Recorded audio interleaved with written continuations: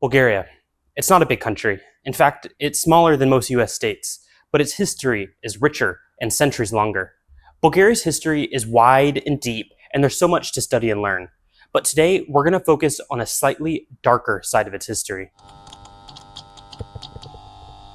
In 1944, communism was forced upon the Bulgarian state with support of the Soviet Union.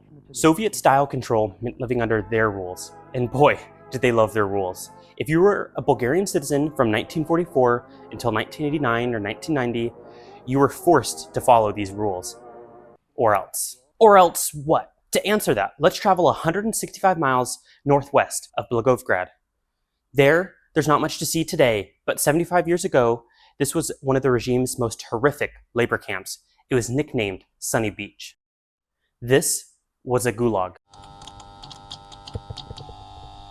Gulags are prison work camps that the state used to re-educate the dissidents of the regime.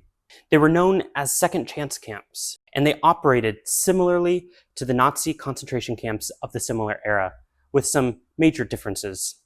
In Soviet-influenced Bulgaria, you didn't have to be a Jew to take a state-sponsored vacation to Suffersville. In fact, it's quite a bit easier to get sent to a BKP gulag, no religious conversation necessary.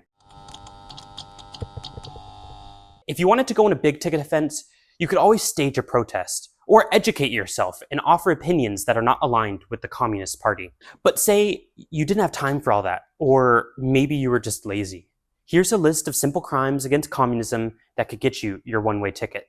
Even wearing skinny jeans or listening to Western music could get you sent to a gulag. Typically, when you are deemed a threat to the state, plain-clothed men will show up at your door unannounced and take you to the local precinct. From there, you'll be whisked away to some far-off town, like Lovech. You'll arrive there, likely by train, poorly fed, and either sweltering hot in midsummer or blisteringly cold in the depths of winter. Life at Lovech or at any of the other labor camps in Bulgaria were not easy. Many died, but many survived, and they carry more than a lifetime's worth of trauma. To keep the facade of legitimacy, sentences were handed down, and many people were able to leave. But if the state deemed them non-reformed, they could be easily sent back, breaking them down after each round. Anywhere from 3,000 to 30,000 people died in Bulgaria under BKP's reign. Many of the regime's horrors are still untold. The constellation of camps across Bulgaria paints a picture of human oppression, and when you connect the dots, it becomes pretty clear.